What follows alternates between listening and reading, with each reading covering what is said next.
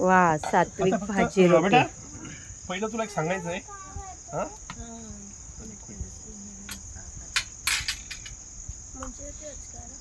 ये कैसा बना है उसको पहले कि बिना मसाला तेल और पहले खाइए और खाने के बाद पहले बताइए. Let them enjoy. After eating we must discuss. और actually we come to one conclusion. हाँ. तुझे कैसे लगता है बता. हम लोग तो फैन हो गए यहाँ पे. ती बोले तुम लोग तो बूढ़ी है फैन ही होने वाले. मजबुरी में अभी कुछ होता नहीं है करके आगे अभी तो संत शेवटीच बनतो माणूस. पण ठीक आहे केव्हा तरी संत बनायचं असतं.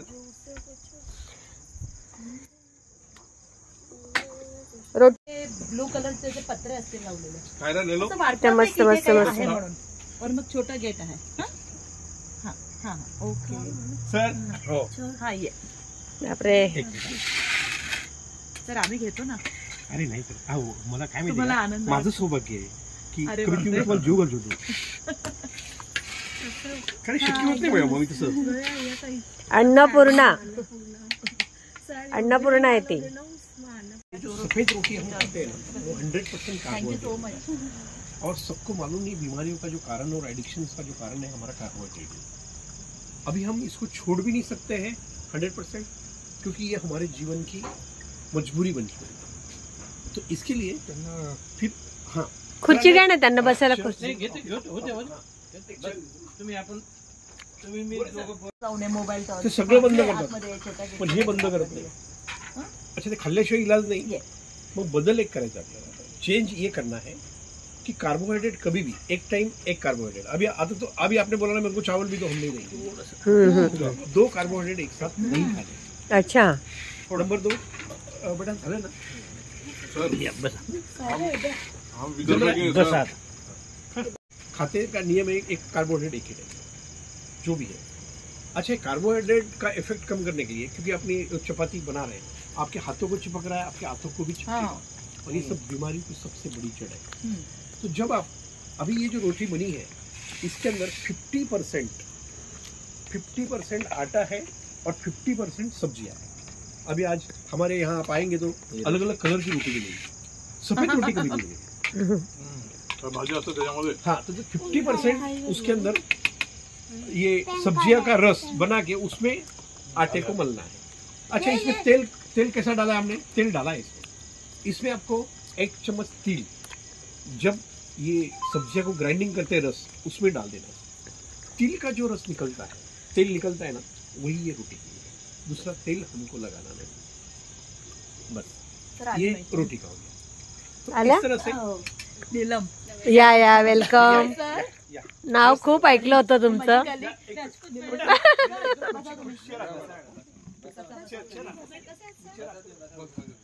बिना तेलाचं पण डिलिशियस होऊ शकतं. खरं आहे. माझं म्हणणं काय इथे येऊन तुमचा टेस्ट केला तर बरोबर नाही वाटत. सर बसा तुम्ही.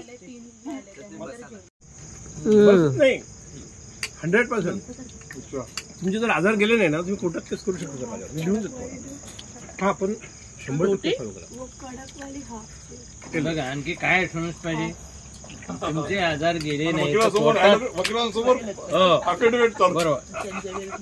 कारण सर मी काहीच करत नाहीये. मला प्रकृतीवर एवढा विश्वास झालेला आहे आणि तुमच्यावर विश्वास आहे की तुम्ही हे केल्यानंतर होणार. होते ना सर. बेटा नाही रोटीची तुम्ही बोलणार होते ना. रोटीची रेसिपी काही नाही. कोकम तुम्हाला जी रोटी बनवायची आहे तुम्ही नाचणी बनवा. कारण अल्टिमेट बघा म्हणजे डायबिटीज वाल्यांना शरीरामध्ये ग्लायसेमिक इंडेक्स नावाचा प्रकार असतो. गव्हाचा जास्त आहे ज्वारीचा कमी आहे नाचणीचा ते कार्बोहायड्रेटच आहे.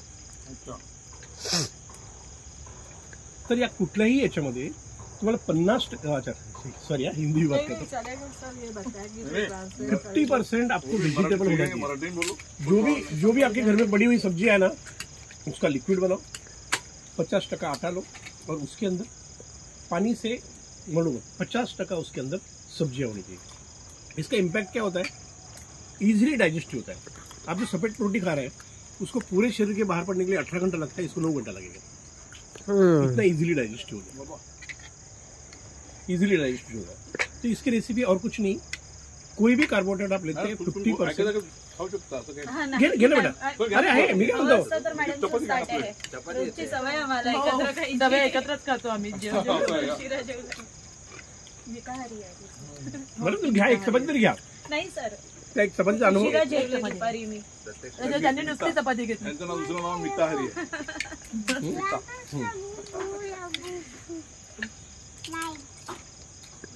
म्हणजे पाणी टाकायचंच नाही चपाती किंवा भाकरी मळताना.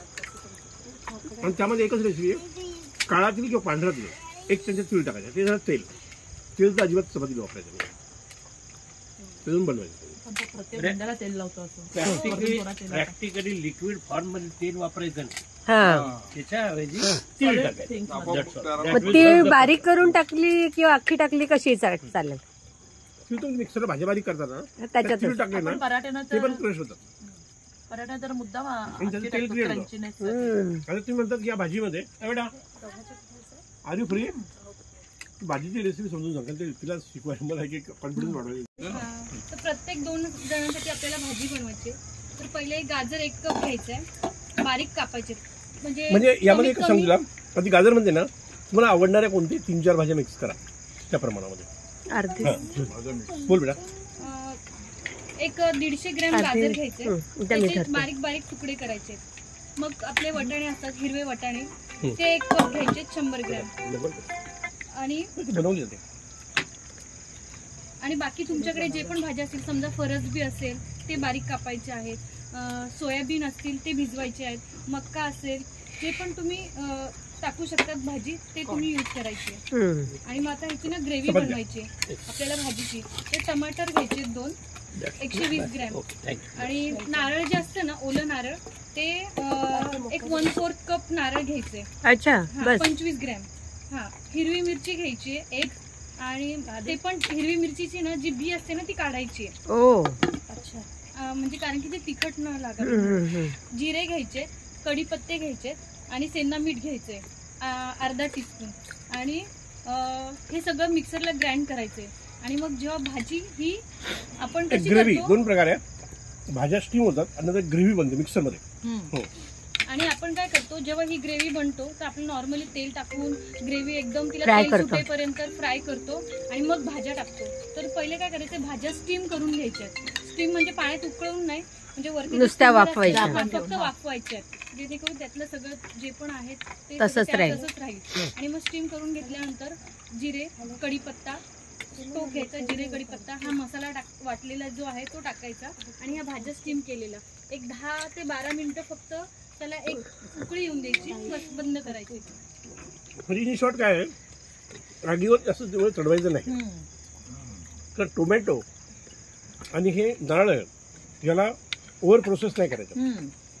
त्या स्टीमच्या भाज्या घेतल्या नंतर ग्रेव्ही टाकली हलवायचं थोडं गरम झालं गॅस बंद करून टाकायचा स्टीमवर होऊ द्यायचं आणि नंतर खायचं. समज में आया क्या मॅडम लोणचं देणं इथं. हां घ्या ना सध्या. बरं जरा सेल्फ सर्व्हिस जरा लिजी या योगिनी तुला प्रत्येकाला वाढायचं बघ जरा. सॅलड खायचंय तर नेहमी जेवताना भाजी पहिले जास्त खायची. अच्छा आणि हे लोक तर जास्त भाजीच खातात नाशिकवाले. हो आम्ही पण आम्ही तर एका वाटीमध्ये 4 भाज्या. अजून नाशिकवाले आहेत त्या. काय होतं माहिती का कार्बोहायड्रेट इंटक भाजी जास्त खायची असते सब्जी जादा खायची. आम्हाला एका वाटीमध्ये आम्ही पुढे जेवण करतो. लावून लावून हे लोक विदर्भावाले. तर यांचे बाबा हो. त्यांचं आता 95 एज आहे. म्हणजे गावी खेड्यावर गावी होते ते डॉक्टर दवाखाना व्हॉट एव्हर इट मी केलं त्यांचं हेडमास्टर म्हणून रिटायर झाले हेडमास्टर. अच्छा शिक्षक होते ते याच्या म्हणून रिटायर झाले. अरे वा. मॅडम खुश झाल्या. बरं वाटतं कोणी कुठे शिक्षक. बिरादरी दिली? तर त्यांना ते बापगाव मला नाही. ते पडले 12वे इधर केडीएम. बोन फ्रॅक्चर झालं का? हा, पूर्ण ते पडले म्हणजे त्यांचं आता 95 म्हणजे एक 2-4 वर्ष 2-4 वर्षातली गोष्ट आहे. ते पडले तर त्यांचं बोन फ्रॅक्चर झालं. मग त्यांनी डॉक्टरकडे ना ऑब्व्हियसली डॉक्टरकडे इकडे गेलं तर डॉक्टरने सांगितलं की आता एज फॅक्टर आहे बरोबर. आणि त्यामुळे हे फार कठीण आहे. म्हणजे सर्व आशा तिथं संपलेल्या होत्या. त्यांनी त्यांच्या पद्धतीने ट्रीट केलं. त्यांचे बाबा अजून गेल्या 5 सर ही माझी case study आहे ना, डिटर्मिनेशन. कल्याणच्या मेडिकल सायन्समध्ये आहे जे आपले ऑर्थोडॉक्स सर्जन आहे त्यांचं आडनाव आहे नाव सांगतो मी त्यांचं. सासू बसले. त्याला सवासातनं सांगितलं, मी निघला तुम्ही? औषध देणार नाही, मी माझ्या प्राकृतिक पद्धतीने घेणार. हा, पण सायन्सची मदत घेणार. मी दर 2 महिन्याला एक्सरे काढत होतो. हम्म. बिना औषधाचं पूर्ण हड्डी जुडली सर. अरे वा. अय्या. हा, 90 वर्षाच्या माणसाची 92 वर्ष पूर्ण Just हड्डी imagine. नवीन. असं नाही, हे मी जुडली म्हणून सांगत नाहीये. दर 2 महिन्याला एक्सरे काढायचो, रिपोर्ट्स बघायचो, आणि फक्त हे प्राकृतिक. पण थोडक्यात मला तुम्हाला एवढं सांगायचं, तुमचं शरीरच तुम्हाला हील करतं, डॉक्टर नाही. आप दवा के ऊपर अरे, जितना निर्भर असं होगे झाकण होतं ते. उतना शरीर सपोर्ट छोड़ देगा. खाली वो मार्ग इन जनरल आप लोगों को अपने को कठिन है. पण त्याचे रिझल्ट चांगले दिसायला Result लागले तर आपण चांगले. करू शकतो. बरोबर. नाही, मला बोला, आम्ही खाना किंवा याच्यापेक्षा तर आम्ही मार्गदर्शन 6 महिने झाले ना, स्टिरॉइड अजून चालू आहे. हो आता मी थोडं थोडं मेडिसिन कमी केलेले आहेत. पण कमी केले की डॉक्टरांनी तिला त्रास रोज घ्यायला होतो. सांगितलेत, पण मी हा हा. इंटरनेट डे Severe त्रास होतो. बरं, स्टिरॉइड म्हणजे खरं आहे. कारण डॉक्टर सांगतातच की मेडिसिन रोज घ्या, कंटिन्यू करा. पण मी जेवढं बिअर होत आहे तेवढं मग खरं आहे.